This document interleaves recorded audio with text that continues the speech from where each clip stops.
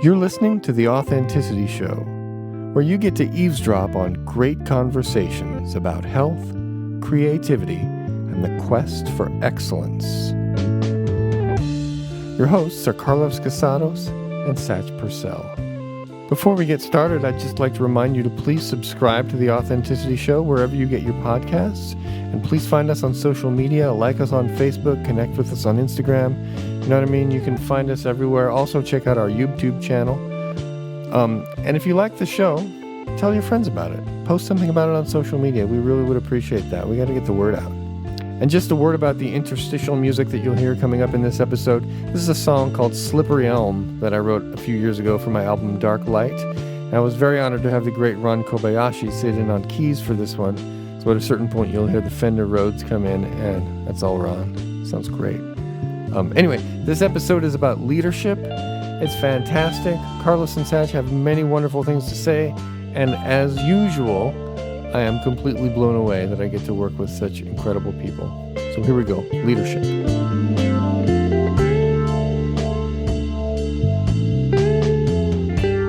So Carlos, do you prefer the flavor of tomatoes or do you like the tanginess of tomatoes? I like tomatoes. Tomatoes? Tomatoes. I find taters to be more greasy than potatoes. Greasy. I like greasy, but I don't like greasy. Yeah. Where's this going? I'm not sure. Why did I start this? Well, perhaps we need some leadership to... I think that's what it is. Oh, yeah, that's right. We're talking about leadership today, aren't we? That's right, because the thing is I was aimlessly moving in any direction, and everybody knows that a leader has direction. Focus, Satch, focus. That's right. You know, I'm a incandescent light rather than a laser. Laser ship. Sharks with friggin' laser beams. That's right. My friend. That's right. Oh man. You know, why don't you begin? Because you started to speak before me. Wait a minute. Are you leading me to lead right now? I don't at the know. moment? I need something to grab onto and follow. Oh my gosh. That's interesting because the lead can be the follow and the follow can be the lead. That's what you learn a lot in dancing, and you learn that in Tai Chi. That's right. And you can see that a lot in just group dynamics. Yeah. Have you ever seen that meme? Well, it's not a meme. It kind of went viral, though. It was a video of a music concert that was outdoor. It was probably 8 to 10 years ago. The music was happening outside, and this kind of maybe slightly goofy-looking guy was dancing around kind of crazy. And at first you think it's just a video about a goofy guy waving his arms around and shaking his booty at this dance. You think maybe he's high, or maybe he's just got, he's really feeling good about himself or whatever it is, but he's not feeling ashamed at all. And it's wonderful to see him just kind of shaking it and being who he is. After a few minutes, some other people join him dancing, and it kind of looks like they're there to sort of mock him a little bit. Not to be cruel, but just to sort of have fun and be silly with him. And after the first 2 or 3 join him, all of a sudden, it quintuples in size. Maybe more than that. This huge, massive crowd joins and begins dancing. And it becomes this huge hill filled with people dancing like crazy. And I was talking with a colleague of mine in Australia about how, this person who was doing this thing wasn't really trying to get that to happen. And he didn't specifically get that to happen. What happened was the people that joined the leader caused that to happen. Oh, very interesting point. So the people who are following the leader end up leading mass amounts of people. And the movement is actually started by the people who follow the leader, not the leader himself. I like that point. It's interesting. Yeah, I really like that point. And I've seen that in other sectors of life. Where take a guru of some sort. It's often the guru's top students that are really recruiting people and leading and getting people to believe and that sort of thing. Yeah, what is that where it seems like people find a person speaking about themselves a little bit deplorable. I'm not interested in that. But then when someone else speaks about the other person that way, suddenly it becomes credible. Yeah. I've thought about this a lot. This has been a theme that I've noticed many times in life. Usually, not always, but for many people, it's easier to advocate for others rather than oneself. Yeah, that's a commonly held idea. A lot of people say that. Yeah, I've experienced that myself. Yeah, I don't know why that is exactly. I'm not quite sure either. Maybe as human beings, we're genetically predisposed to being social creatures, right? So we need each other. We need some community. And maybe that idea of advocating for others has something to do with our need to be together, our need to have social networks and things like that. Maybe that's one of the missing ingredients, I think another aspect might be the tripwire. From an evolutionary standpoint, when we are confronted with one person, there's a lot to argue with, but when you start seeing another person following that person, you're not actually on the same channel. You're not on the channel of evaluating quite in the same way. What's happening is your sense of compliance with a group order kicks in. You see other people following that. It's a totally different channel in the brain. Now you're dealing with, oh, wait a minute, is this something about society that I need to understand? And, your survival depends on being able to cooperate with society. Otherwise, you become shunned. And when you become shunned, naturally, you'd be having a harder time getting at resources, and it'd be difficult to survive. So we probably are hardwired to follow the people who are following more so than following the actual leader itself. Yeah, that makes sense. Yeah, that seems intuitively correct. Yeah. Just as a human, I can check in with myself and go, yeah, I think that's true. Mm-hmm. Well, it's always easier when you're doing stage hypnosis if you get a few people who are high responders to respond well to what you're doing. And then, of course, what's happening partly is compliance. Other people are seeing that happening and they're wanting to comply with what seems to be the norm. But also, there's a part of you that's getting entrained by that because your mirror neurons are kicking in and you start to go, oh, well, that's how you do it. And you start to become a passive receiver of the experience. You learn that at a deeper level, then of course you can duplicate it yourself. Or let's say it's easier to duplicate.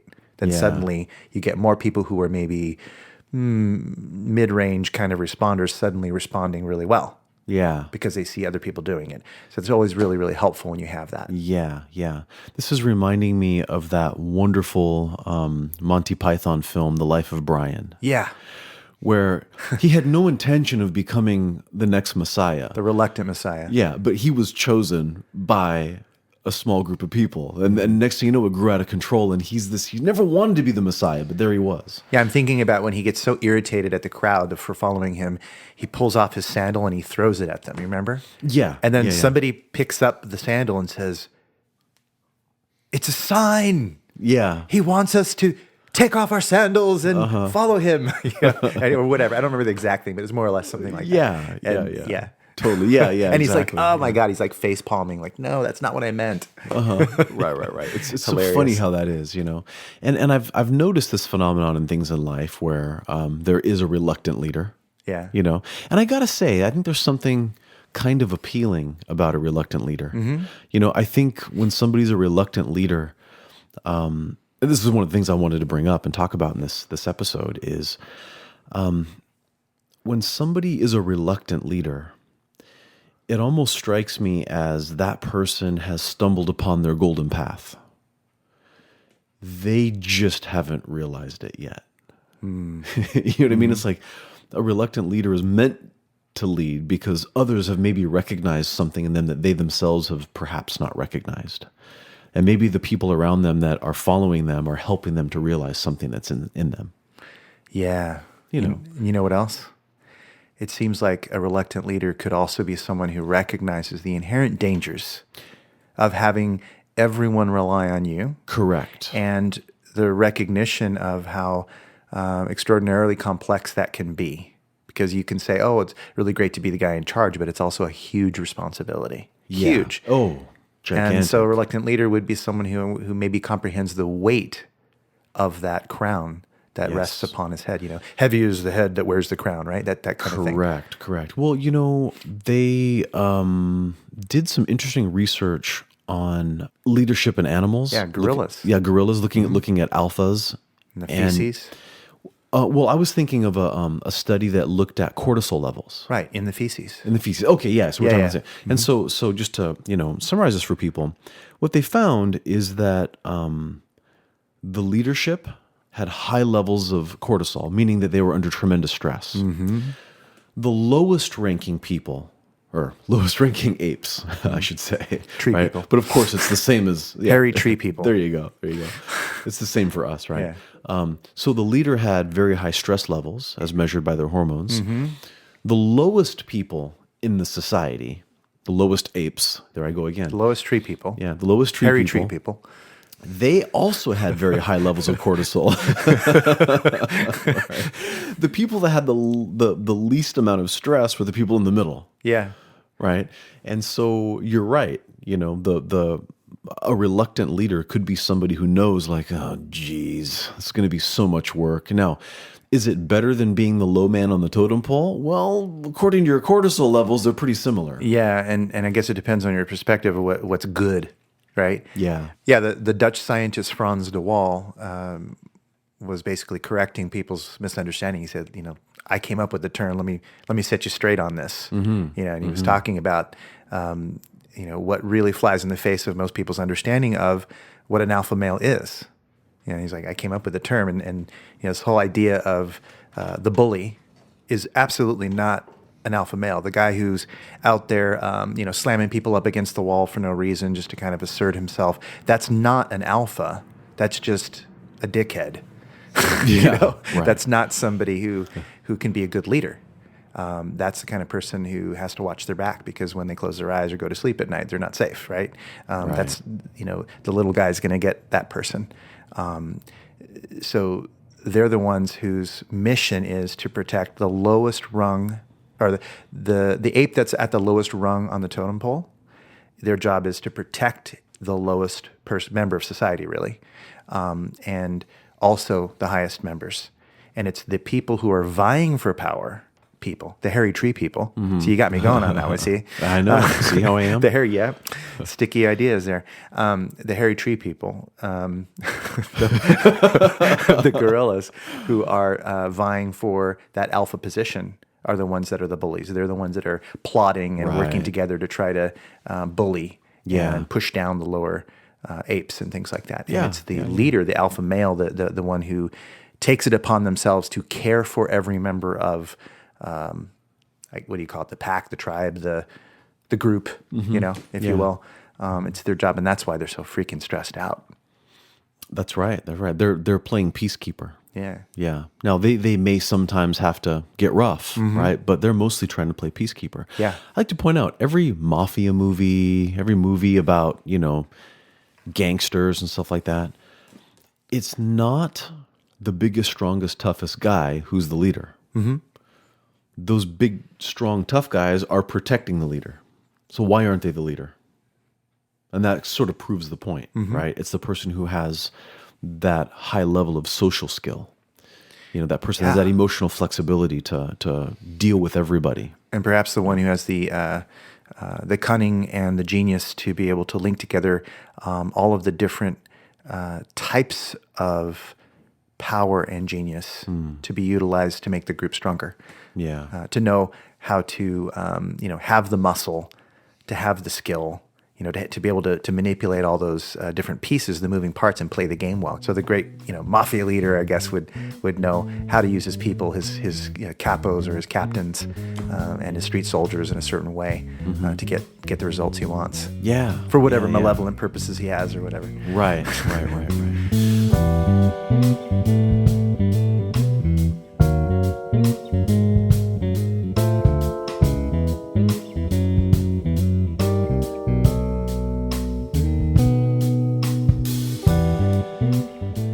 So, question for you. What are some of your early memories of times when you stepped into a leadership role, even if it was small? Martial arts. Yeah. Yeah. Teaching Kung Fu. Yeah. Which is how we met. That's how we met. So I remember meeting you, and in that moment, you presented to me as one of the leaders there because you were a more senior ranking student and you were teaching classes, and so there was that natural leadership there. So yeah, definitely. And you're taking a mantle. You're taking something that goes along with that leadership role or whatever, and you have a responsibility to uphold whatever it is that's above you as the leader. There's a leader above the leader. So I had a leader above me, which was our sifu, right? Yeah, right, exactly. And I had to adhere to the principles that were even beyond him in a way. Although, as we found out later, we were probably holding on to those principles a lot more truly and sincerely than he was. Agreed. We and our other Kung Fu brothers were really, truly the ones who were doing the leading. Yeah, we just and it didn't was realize a it as great much. example of leadership styles and bad leadership styles. We can learn from our bad examples just as much as we can learn from our good examples. Correct. Yeah, absolutely. Learning how not to be. Yeah, sometimes the best way to define something is to define what it isn't. Yeah. And that can help you get to the definition, and there you go. There was a lot of that there. For me, I have to say probably also martial arts. I was a little younger than you, and I came along a little afterwards. But our same teacher also pushed me into a leadership role. And I remember at a young age teaching some classes, like some junior classes. And, well, first of all, it's quite an honor.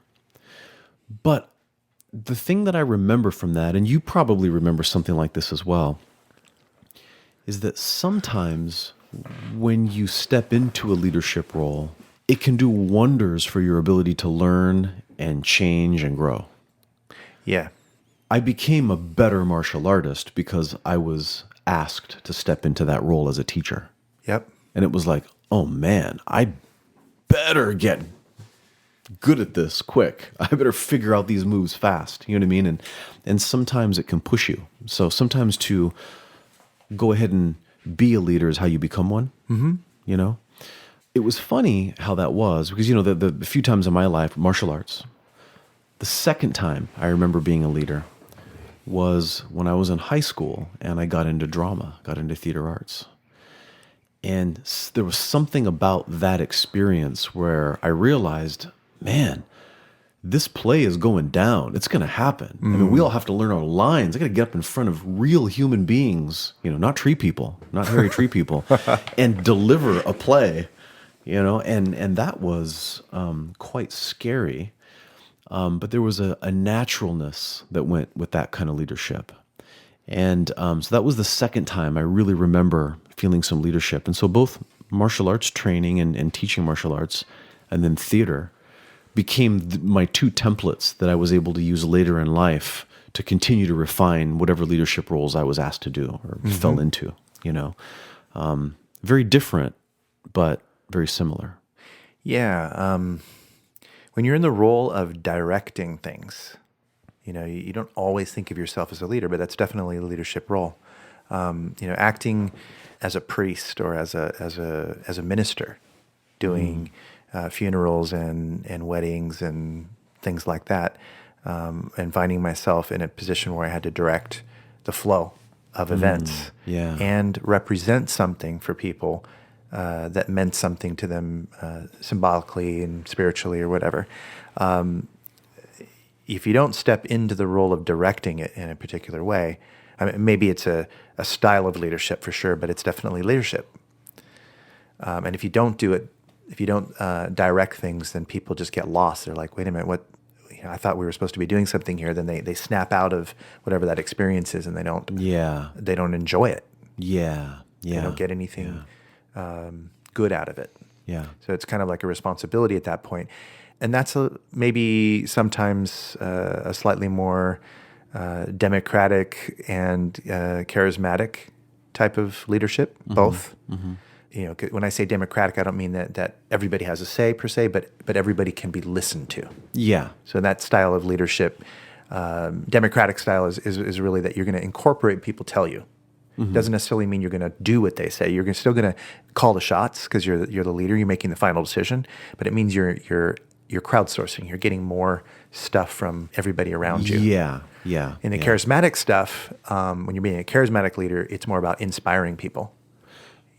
Yeah, right. Motivating them and energizing them towards a certain end. And it's worth pointing out that every head honcho, every like CEO type leader, must have those other kinds of leaders. You got to have what I learned as the socio-emotional leader, right? There's the decision maker. There's the guy who calls the shots. And then there is the social emotional leader who is required to rally the troops, smooth over things, and get people to put their differences aside. And because the decision maker sometimes can ruffle feathers and rub people the wrong way. Definitely. And it's the socio-emotional leaders. I'm the decider. Yeah, it's those other ones that are actually saying, "Hey, look, don't just quit. Give it a shot. Hey, how about we just try it out for a couple of weeks? You know what I mean? Next thing you know, the goal's getting met, right? And so they're all required. They're different cells in the body doing different jobs. And there it is. Yeah, the decision maker is also the autocratic one. I'm in charge. You do as I say. Yeah. Which usually, without question. Yeah, which usually doesn't fly very well with other people. Not in a lot of situations. I mean, in the military, that kind of works. Yeah.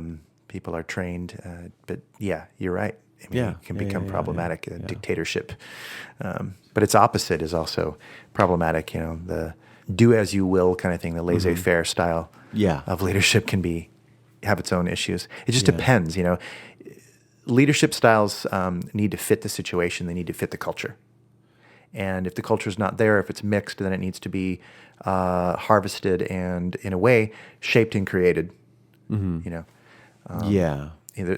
a lot of benefit I've found to the spiral dynamics and spiral somatics work that I've done, because that reveals a lot of the stuff that links things together and people together. Start to see the patterns of how various people are working together and why they may be feeling rejection of certain ideas or of each other and certain types of people, versus why they might be feeling like magnetized toward one another, or feeling like they're gravitating towards certain beliefs and feelings. And you can visually see that in body language when you study the spiral somatics, because then you're able to enhance your ability to step in and go, this is what I need to say in this moment to transform the situation.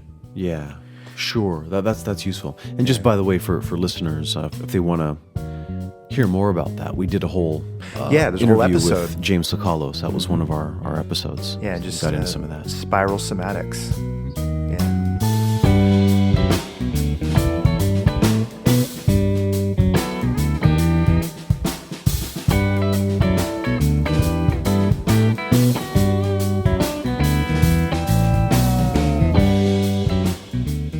Something that is very simple that I think is worth sharing here for people to hear. It's a really easy 3-division way of looking at group leadership. You have what's called the directive leader, you have the facilitative leader, and you have the advisory leader. Okay, so these 3 levels of leadership, and they're based upon what the level of the group members is. Okay, so for example, if you're dealing with a group of clients that would be considered low level of functioning, meaning that their group interaction skills are low, maybe because they're acutely ill, okay, or maybe you're dealing with very young children that have not developed the ability to function properly within groups of people, right? Then those lower level of skilled people need a directive leader. They need somebody who is making decisions for the group. Okay, so that's what the directive leader is. They make the decisions for the group. The facilitative leader is somebody who is going to share responsibility for making decisions with the group members.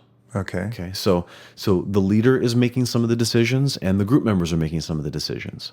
Why is that possible? Because the group members have more skill, right? They are able to make more decisions, right? But perhaps not skilled enough to handle the responsibility of making all the decisions. Okay, right. So you have the directive leader for lower level group members, you have the facilitative leader for moderate level individuals, and then you have the advisory style leader, which serves as a resource for the group, but the group is responsible for making all the decisions that pertain to the group, right? And the advisory style leader in that situation really is going to chime in once in a while, sort of saying, "Hey, are you sure? Have we really thought this through?" You know what I mean? It was kind of like a coach from the outside looking. They ask good questions. Yeah, and as somebody that the group knows they can go to if they truly need leadership, but the group members understand that they are being asked to be the leadership for the group. And I just love this simple 3-step process. Yeah, that's neat and elegant. It's simple, Yeah. and all of us in different situations can just look at the people that are involved and just go, "Hey, wait a minute. Are these people knowledgeable or skilled in this arena that we're dealing with?" If the answer is no, they're not, then if you're the leader, then you need to be a directive style leader. Yeah. If you say, "Hey, they have, some skills," right? Then we say, "Then I don't want to be the directive type of leadership.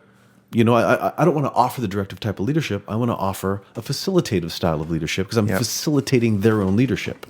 That's primarily what happens in our group of close friends, because all of us are pretty competent, intelligent human beings. So when one of us steps into a leadership position, it's usually in an advisory sort of capacity. Yeah, totally. Hey guys, what do you think about this? Don't you think we ought to do this? Or what? How would this be like? It just sort of ends up working best that way, because there doesn't need to be any more than that. Yeah, exactly. It's just to get the ball rolling, kind of thing. We are the group, and we know that we have different types of skilled individuals that we can lean on if we need that kind of expertise. Yeah, it's offering respect to what is there already. Yeah, exactly. Yeah. Works in relationships too. I say relationships, that's a broad term. Romantic relationships is what I meant. Could you expand on that? Well, because usually when you're in a romantic relationship, it's because they're a peer. Oh, Unless you're in some kind of situation that I don't need to get into right now, it's a peer. And so there needs to be respect for the other person's sovereignty and intelligence and experience. So if you are in a leadership position in that moment, then an advisory type or an advisory style is best. Yeah. Hey, honey, I know you're on a special diet right now. What do you say we go to this, health food restaurant or whatever, blah, blah, blah. Yeah. Exactly. Yeah. This reminds me when Tanya and I were planning our wedding. So this was back in the year 2000. And we were planning our wedding, and I had a patient, an acupuncture client, who was a jeweler. And she had a long career as a jeweler. So being a jeweler, she met lots of couples that were in the process of planning their weddings. So she had an entire career of experience dealing with people planning their weddings. And she gave me some great advice. She said, "Remember that each of you is going to freak out in your own way, in your own time." Yeah. Okay. It could be several times leading up to the wedding. It could be at some point you're all both going to freak out. Yeah. It's the job of the person who freaked out last time to be the stable, sane one when the next person is freaking out. I love it. That's great. And it was such good advice. And that's been registered and deep in my brain right now. Yeah, no, advice from great. a jeweler, folks. Yeah. Okay. And I used it, and I have shared this with so many people, and many people have told me that was really useful advice. Yeah. It's like, "Hey, I remembered what you said. My fiance was kind of like, getting irritated and pissy and kind of freaking out a little bit about the stress of the situation. I remember, hey, that was me like a week ago. Yeah. My job right now is to be stable for her or for him or whatever it is, and it ends up working out. It creates that thing that we're talking about right now, which is your peers, right? So you have to take turns leading. Yeah. The cat's being a drummer right now on the So cute. chasing her tail and thumping. Chasing tails. Talk about, leadership and following. Right. Yeah. Really, like who's the leader in that relationship? I know, really. So if the dog or the cat is chasing their tail, the lead is the follow. Follows the lead. Right. I mean, the cat Perfect example. is the engine driving the motion, but yet it's the tail that is being chased. So isn't the tail in front, even though tails are by definition in the back? Well, I don't know. That's maybe putting the cart before the horse, but yeah, we'll see. Yeah. I don't know. I don't know. It's fascinating, the things we can learn from cats. Cats are supremely confident. I think that's why we. It's because they're curious Yeah. and they have absence of tension. Yes, our wonderful Tina Fox posted a hilarious meme. I think it was Tina. If cats could text you back, they wouldn't. Yeah. Yeah. Totally. Yeah.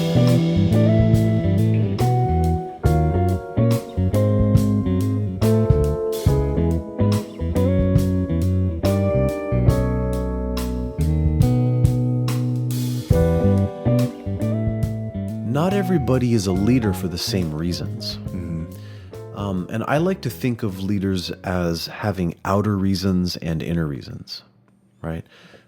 Some people have outer reasons, meaning like I'm being asked to lead. Or people have outer reasons like I need to accomplish something in this world, like I want to be a millionaire or whatever it might be. I need to do something significant in order to feel important on my deathbed, right? And I would consider those outer reasons, even though we could obviously argue that there are inner reasons there. And then there are more inner reasons for leadership. And when I say inner reasons, I mean that somebody has a feeling inside them like they're on the right path, that this is them, sort of their golden path, to use that term. Talking about purpose. Purpose. That's what I'm talking about, purpose. Yeah. And sometimes you really feel that purpose. Like, I know this is at least one of my purposes, is to do something. But sometimes we end up leading and we don't feel an inner purpose. We feel like, well, this is my job and I've been asked to take lead on this project and I hate this project. Or, there's that kind of leadership too. I just think it's interesting to bring that up, that topic, because I think everybody's experienced that. Yeah, it's like altruism versus ego satisfaction, maybe, or something like that. Yeah, I mean, not that and altruism doesn't have to do with your ego, because it does. Yeah, and I do think that some people need to be leaders because they just want to be a leader. Because to be a leader means you're important. Yep. Significance. Yeah. Versus somebody who has that inner calling of, oh man, this is my duty right now. This is what I need to do for everybody. It's when you see a slot that needs to be filled rather than seeing a slot and going, oh my God, I need to be that because I need to feel good about it. Correct. It's different. Because if something needs to be done, that's about duty, that's about serving, that's about a bigger picture, that's about making things right. If you're jumping in the position because you need to have it for yourself, there's really less or no concern about the bigger picture. It's simply about making sure that you get a box checked for yourself.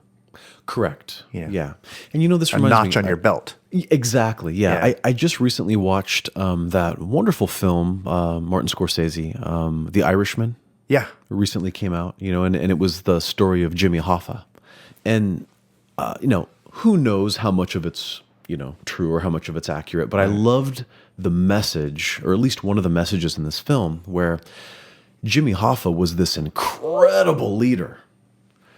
But near the end, it became more about him needing to be the leader rather than truly what was good for the Teamsters. Right. And when the mafia people started to realize that he's not going to work with us, because he kept saying, he was wonderfully played by Al Pacino. He kept saying, it's my union. Yeah. It became about him. And that's kind of what we're talking about here. Me versus we. Exactly. Yeah. And that's when leadership can take a wrong turn and lead towards trouble. Yeah. It can. Yeah. It's, when you get into more into the we, you start to think bigger, much bigger. And in those bigger, wide open spaces of thought, you're accessing, a higher part of your mind, a more refined part of your mind.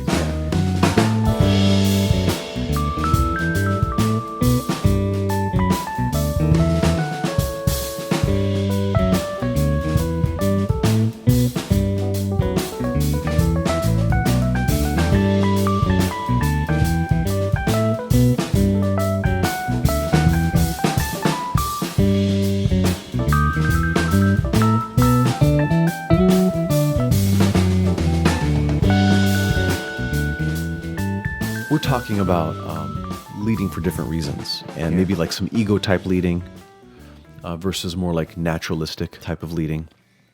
And I think just kind of like some some words that come to mind, I think just kind of help people sort of categorize, because maybe somebody wants to check in with themselves. Oh, I'm in a leadership role. Well, I wonder what I'm doing. Because whatever leadership role one is in, you can always reevaluate it and always start taking steps towards making it a little more organic, a little more inclusive, and transform your own leadership, right? So if somebody's leading more from a place of self-importance, of ego, right, then you sort of, it can be helpful to ask yourself, in my leadership role, am I feeling like I'm performing, like I need to perform, versus more the naturalistic leading where it would be more about serving, to be the invisible hand that smooths things out, that helps people do their job that nobody else will see. So it's like do you want to be the machine or the ghost in the machine? Kind of a do your work and then step away. Right, exactly. It's very Taoist. It is very much. Yeah. Take no credit. Correct. Do it for its intrinsic value alone, and let go of desire other than to serve and to fulfill your role, and be satisfied and fulfilled by the intrinsic value of doing it. Exactly. Like for me, there have been many, many times I've caught myself thinking about various work situations, not just where I'm currently at, but in many places in my life, and I've kind of thought, oh, this thing I have to do is a burden. Mm-hmm. This is a challenge, this thing I'm going to have to do. Why was I asked to do this? Why do I have this difficulty? It's amazing how much energy that stifles. But if I ask a different question, which is, how can I serve this cause? How can I serve this situation? How can I be of benefit to the other people that are also working on this, so that they feel good about it? It's amazing how the feeling inside changes. And what was once a gate that was blocking my energy, suddenly when I start saying that this is an opportunity for me to serve, suddenly I feel that gate open, I have more energy, and I actually start to have more optimism about it. And then the situation, doesn't feel as taxing or as frustrating, perhaps, as it was before. Yeah, definitely. You're reminding me of the idea of non-striving.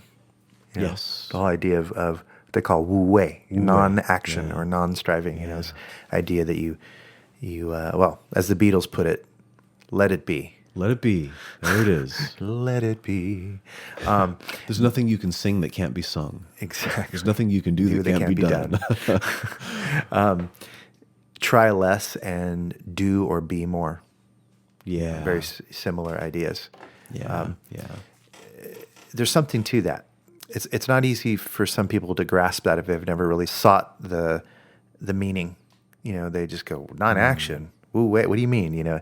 But if you explore it, there's something in that non-striving. To find the way that is the natural way, the non-striving way, means that it has to be authentic, coming from, say, a virtuous part of you. And there's some experience of achieving the goal when you do it that way that's very different than when you need to have kudos or handshake or slap on the back and all that good stuff, have your name on the plaque up in the wall or whatever. There's a difference there. There is. No doubt about it. And there's a sense of ease and grace that comes along with non-striving as well, because if you're looking for the place of ease and grace, it's much more likely that you'll find a way that is intrinsically more coordinated, or integral maybe is a better word. Like when we're practicing martial arts and we're looking for the easier way rather than the stupid way. The stupid way is use all of your maximum physical force, and that might achieve the goal. But if you train that way, you're not searching for an efficient way. It means you're not using leverage. It means you're not using sensitivity, balance, technique, timing, angles, and all the things that can be used to detect the best way possible. So the principle of non-striving really makes a ton of sense. And it's very simple in its principle. Yeah. Not always easy to do, but it's not easy to do. Until you find yourself doing it. And when you find yourself doing it, it's mindfulness. Yeah, exactly. In action. In action, not action. Yeah, in action. Yeah. Well, nature points to Wu Wei. It points to this, non-striving, non-doing, the doing without trying. Water falls so much. downhill. Yeah.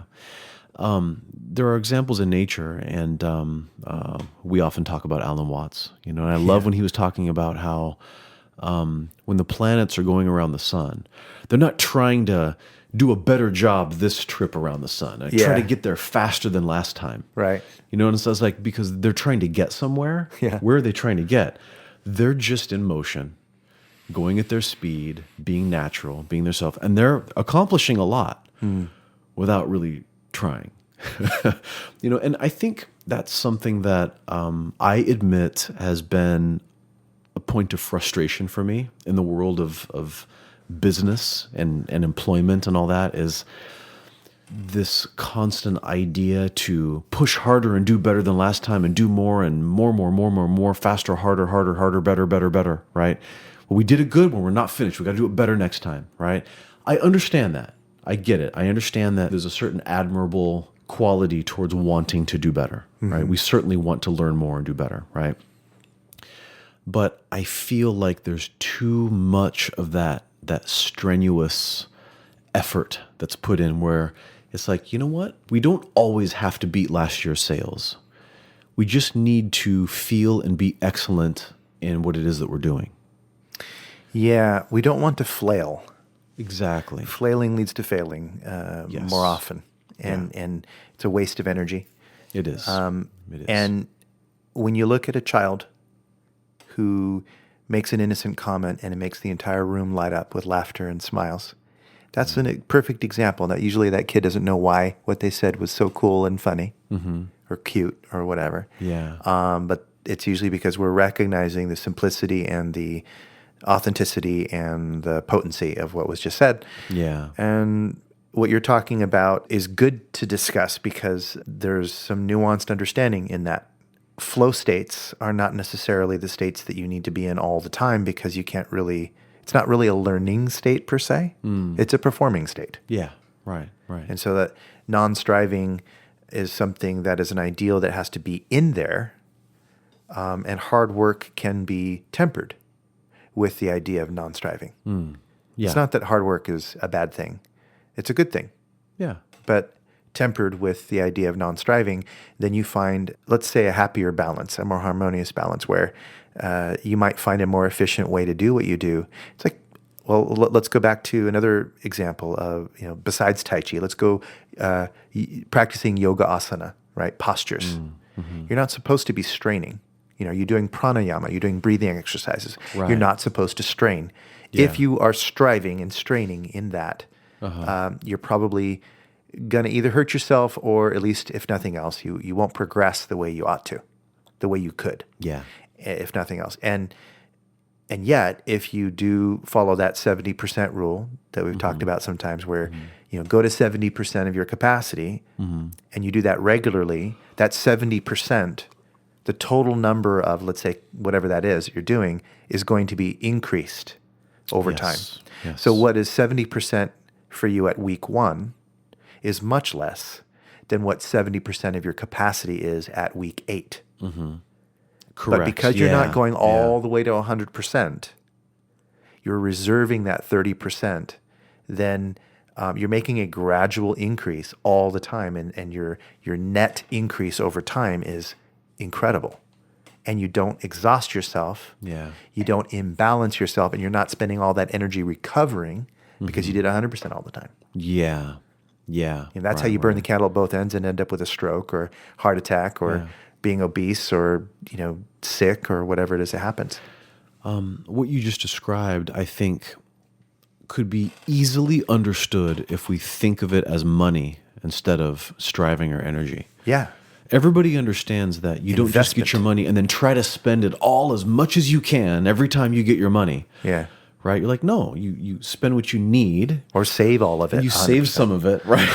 Same thing. It's like, of course, we don't want to be the person that never ever spends a penny and dies with a bajillion dollars in the bank, right? Because you also want to live your life, right? Yeah. So you can spend your money, but you don't blow your whole paycheck, Friday night.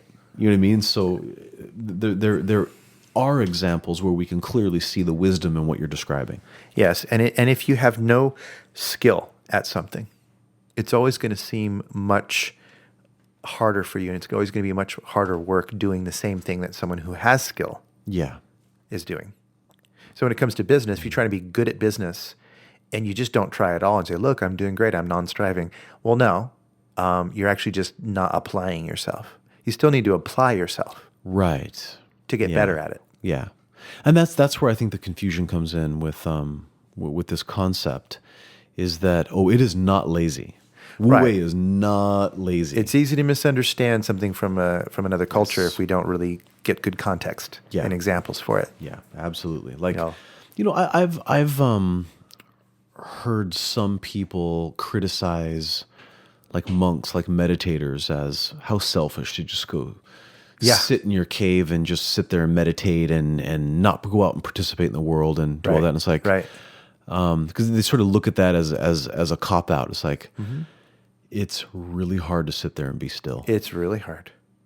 It's real hard to sit there and be still and dedicate yourself to that. Yeah, right? for sure. That's awfully hard. Yep. We might even just for fun make the opposite argument.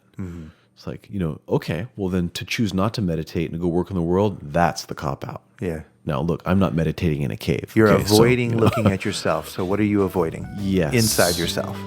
Exactly. So, we can look at these things with some flexibility. Definitely.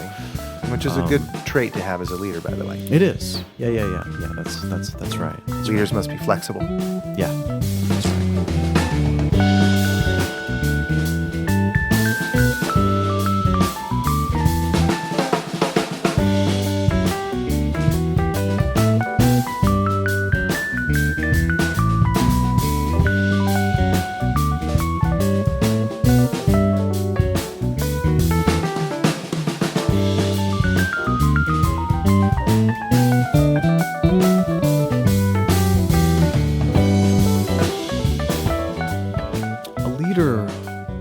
Must understand that they are not always the last word. Great leaders understand that they are not experts at everything.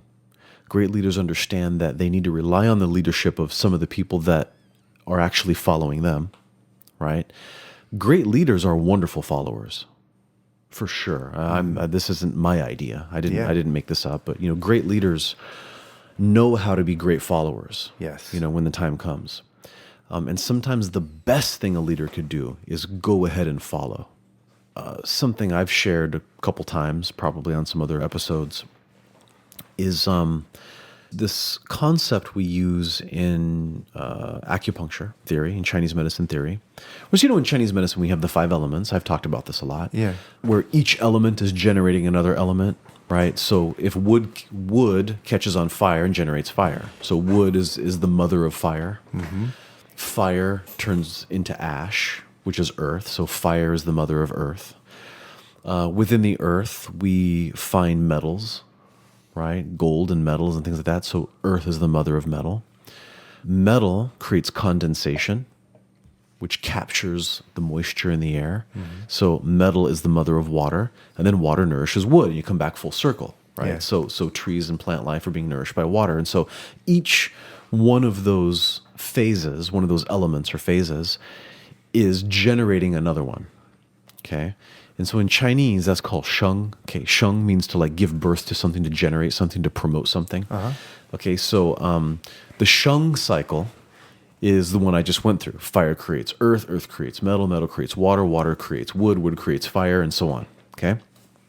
But then there's also the controlling cycle, where fire can melt metal.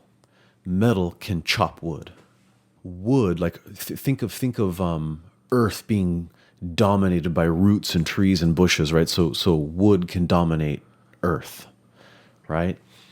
Earth controls the course of rivers and streams and things like that. So earth controls water. So everything is generated by something and everything is controlled by something, right? And it's a closed system. Okay, so here's where the wisdom comes in of what we're talking about. Okay, here's why I brought this up. So they have this beautiful saying in Chinese medicine And it goes like this. 我生生我,我克克我. And what that means is, so 我 means me. Okay. So 我生生我, that means I give birth to something, I create something, but something created me. Right? Yeah, I create stuff. I'm a big CEO. I'm a boss man. I built 10 businesses. I created something. But I got to remember, something also created me. Yeah. Right? I had favors along the way. I had mentors along the way. My parents made me. You know what I mean? Like whatever it is, we were all created even though we create. Yeah. So 我生生我, that's what that means. Okay? And then 我克克我. So 克 is the word for like to check, to control. To say metal ke wood would be like metal controls or checks wood. Okay, so 我生生我,我克克我. I control something, but something controls me, and there's no way out of this system. Yeah. I give birth to something, yet something gave birth to me. I control something, but something controls me, and it's a natural law. If you exist in this world, these laws apply to you, no matter who you are. Right? Just ask Jimmy Hoffa, right? Yeah. This comes back full circle to this idea that a great leader is also a great follower, right? Yeah. The leader generates something, but is generated by all the people that he's leading, right? The leader can control things, but there are plenty of things that control the leader, you know? And what I like about this concept is it allows every person to simultaneously be strong and vulnerable, which you have to do. Yeah. You cannot be strong without acknowledging your vulnerabilities, because to not acknowledge one's vulnerabilities is a tremendous weakness. It's a foolish weakness. I was just talking about this today. Were you really? Yep. Oh. Vulnerability is strength. It is. Yeah. A person automatically trusts a person who's vulnerable with them because they feel like that person has trusted them first. When you go there first, you bring people there with you. Vulnerability, when it's authentic vulnerability, teaches you something. It teaches you, one, that you're going to be just fine. The fear of not opening up is the fear that something bad will happen, right? Yeah. If I share this, if I show myself, bad things will happen to me. Ultimately, that's what it boils down to. Yeah. But when you are vulnerable and you see and experience what happens from being vulnerable and how you didn't die, nothing bad really happened. Or even if when the response was a negative one, that you were just fine. You were actually okay. Yeah. The learning at the end of that is inherent. You realize, well, shit, it didn't kill me. I'm much more resilient than I thought I was. Yeah. If that happens repeatedly, you start to recognize how resilient you've become. Oh, I like that. So that's, I think a leader has to at least have the capacity for being vulnerable in the right ways, in the right times, in right context, right? Totally. When you were speaking before about being a good follower and surrounding yourself with people, it reminded me of this idea that a leader who is unchallenged for long enough and is unchecked for long enough might have even been a good leader for a while, will sooner or later become a very bad leader if they surround themselves with an echo chamber. If they don't enrich their experience, their egos become imbalanced, and it creates changes in their persona. It creates changes in their psyche, probably creates changes in their brain over time. So not that you have to seek out, the polarity responder on purpose all the time, but you need to enrich your experience with lots of people, and even people don't agree with you, so that you can develop your ability to have your leadership meet the needs of all people. Yeah. And all types. We see a lot of the echo chamber thing with social media and how problematic that can actually be over time. Yeah. Maybe in the short run it feels good because you're not getting challenged. And I'm not saying that there's some magic to just being challenged by itself. People have shitty ideas that, just having shitty ideas around you doesn't make you awesome. But if you're in a position where you have a lot of good ideas and you're leading and you're a mover and a shaker and you're getting a lot of things done, at some point you're going to amass wealth and power and authority, and you're going to actually make some changes. And when that happens and it goes unchecked for a long time, good things may happen for a while. But you got to make sure you continue to enrich yourself with new information, new ideas, new people, even people who don't necessarily agree with you. And hopefully you have shared values. Yeah. So that it's not just somebody who's trying to throw a monkey wrench. That's not helpful. Right. But someone who doesn't want to throw a monkey wrench at all, they actually want you to succeed, but they just have a different opinion. And they're willing to voice it, and it's safe to voice it. Yeah. Yeah. If it's not safe to voice it, then you've created an unhealthy leadership environment. Yeah. And a person like that will ultimately fail. Yeah. Yeah. I like what you just said, you know. The idea of having a bunch of yes men around you is never a good thing. It's very, very dangerous. Yeah, it's the emperor's new clothes. It is. Yeah. Kind of a neat chapter in the Tao Te Ching. It's chapter number 68. I just thought I'd read it. Oh yeah, love it. Here we go. Now this is a modern translation, so there's different versions of this. Of course, they translate soldier as athlete.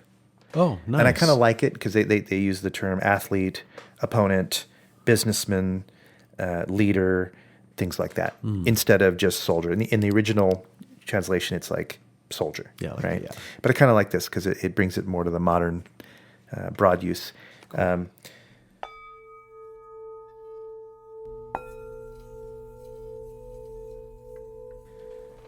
The best athlete wants his opponent at his best. The best general enters the mind of his enemy. The best businessman serves the communal good. The best leader follows the will of the people. All of them embody the virtue of non-competition. Not that they don't love to compete, but they do it in the spirit of play. In this, they are like children and in harmony with the Tao.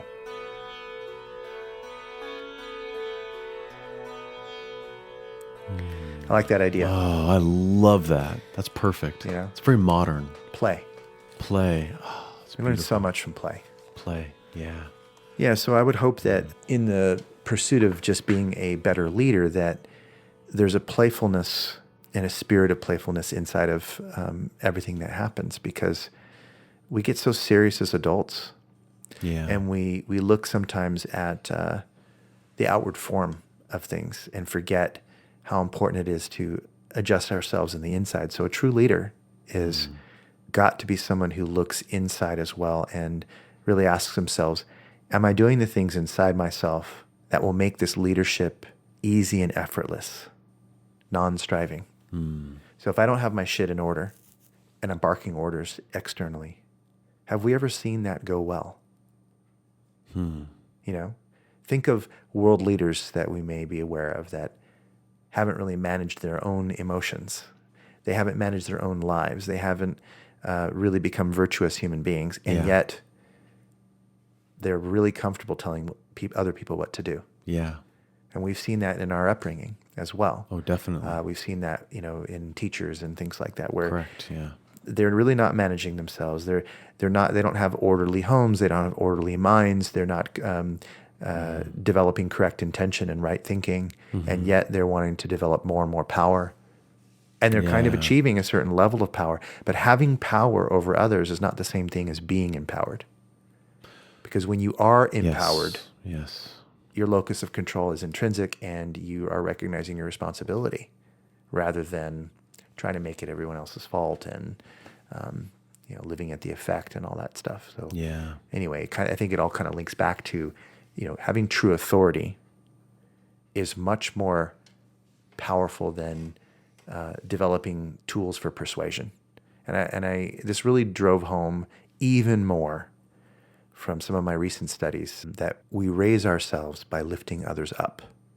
Yeah, I love that. It's such a harmonious way of thinking about leading. That feels really good inside. Doesn't it? To When you're learning really potent stuff about persuasion, and you realize that 90% of being persuasive is actually being a better human being. Yeah. Just like stop trying to find magic words and schmarmy little hypnotic, double entendres that try to trick someone's unconscious mind into something. Just be a fucking magnetic, amazing, charismatic, good person, and people will want to change for you. I love that. Yeah. way Yeah. better. Just be the person that your dog loves. Exactly. Be the person that your dog loves. Well put. Yeah, That's exactly it, right. you know? Oh, man, that's cute. great. That was well said. Yeah. That was well said, Carlos. Thank you. Yeah. Well, thanks, Satch. Yeah. Beautiful. All right. I'd like to make an executive decision and call this one done. And I will follow that decision. I second that motion. Excellent. All right, you cut that out. If you feel like loving me and you've got the notion.